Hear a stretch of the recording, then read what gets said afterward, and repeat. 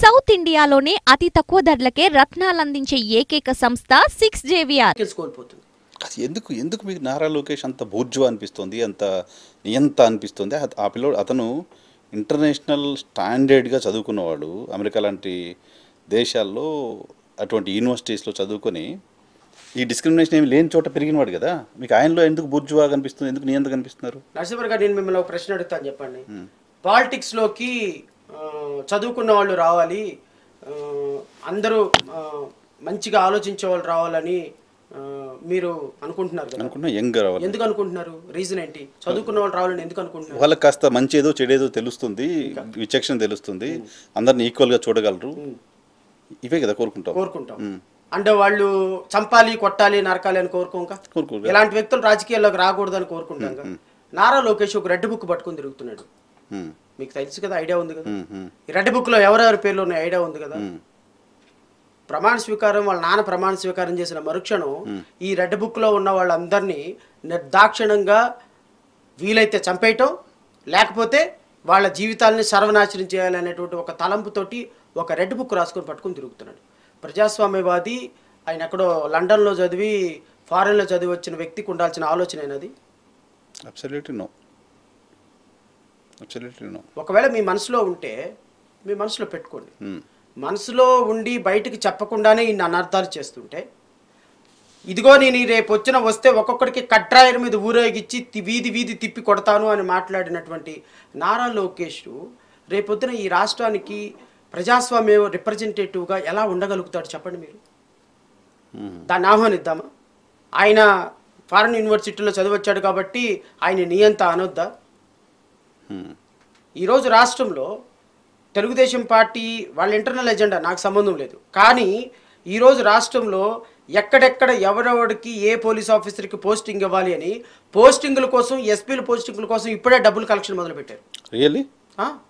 అంటే TDP government అసలు ముహూర్తం పెట్టుకున్నారు నరసింహరావు గారు. వాళ్ళు ఎప్పుడు ప్రమాణ స్వీకారం చేయాలి అని ముహూర్తం పెట్టుకున్నారు. ఎవరు ప్రమాణ స్వీకారంలో మంత్రులు ఎవరో నిర్ణయించుకున్నారు, ఎవరెవరు ఎక్కడ ఛాంబర్లు తీసుకోవాలని నిర్ణయించుకున్నారు, ఎవరెవరిని ఎస్పీగా ఎక్కడెక్కడ కలెక్టర్లుగా వేసుకోవాలని నిర్ణయించుకున్నారు. చాలా పెద్ద తతంగం జరుగుతుంది ఇంటర్నల్ టీడీపీలో. అంత కాన్ఫిడెంట్గా ఉందా TDP? They are pretty confident. నేను అదే అంటున్నా, మీరు ఎవరెవరిని చంపాలో ఇప్పుడే రాసేసుకుంటే, మీరు ఎవరెవరిని సస్పెండ్ చేయించి బట్టలు ఎప్పదీయాలి ఇప్పుడే రాసుకుంటే, ఎవరెవరిని కట్రాల మీద ఊరేగించాలి ఇప్పుడే రాసుకొని దాని ప్రపంచానికి లక్షల మంది ప్రజలకు ఇలా ఇలా ఇలా రెడ్ బుక్ చూపిస్తుంటే, మీరు అతన్ని పట్టుకొని డెమోక్రసీని ఎలా అంటారు? అంటే రెడ్ బుక్లో రాసుకోవడం ఇన్ ద సెన్స్, ఎవరైతే ఈ ప్రభుత్వం హయాంలో చట్ట వ్యతిరేకంగా బిహేవ్ చేశారో, లేకపోతే టీడీపీ కార్యకర్తలు ఇబ్బంది పెట్టారో, వాళ్ళందరినీ మేము చట్ట ప్రకారం శిక్షిస్తామని కాదా? చట్ట ప్రకారం శిక్షిస్తామని అనుకున్న వాళ్ళు కట్రాయర్ మీద ఊరేగించారు సార్. చట్ట ప్రకారం చెప్పింది సార్ కట్రాయర్ మీద ఊరేగించమని. ఆ మాట నారా లోకేష్ అన్నాడు, నేను అనలేదు. నేను 5 సంవత్సరాల నుంచి వాగుడు పిట్టలాగా ప్రతిరోజు వాగుతానే ఉంటా. నా దగ్గర నుంచి ఒక్క అన్డెమోక్రటిక్ వర్డ్ ఎప్పుడైనా విన్నారా? అన్పార్లమెంటరీ లాంగ్వేజ్ నేను ఎప్పుడైనా వాడానా? ఒక నాయకుడిగా నువ్వు నీ మనసులో ఎంత భావం ఉన్నా దాన్ని ఎక్స్ప్రెస్ చేసే విధానం చాలా ప్రాపర్గా ఉండాలి.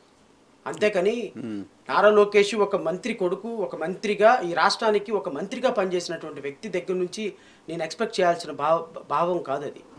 నేను ప్రజాస్వామ్యంలో మనం నాయకుడు ఎలా ఉంటాడో వెనక జనం అలా ఉంటారు సార్. అంతే కదా. నువ్వు నో మనం ప్రజాస్వామ్యం కోసం నిలబడి జగన్మోహన్ రెడ్డి డిస్ట్రక్షన్ చేశాడు సార్, అధికారులు డిస్ట్రక్షన్ చేశారు సార్. ఇప్పుడు ఒక మాట చెప్తాను నరసింహ గారు, మనం చదువుకున్నాం, ఇంజనీరింగ్ చదువుకున్నాం, నేను లా చదువుకున్నా, మీరు ఏదో చదువుకున్నారు, ఇంజనీరింగ్ ఏదో చదువుకుని ఉంటారు.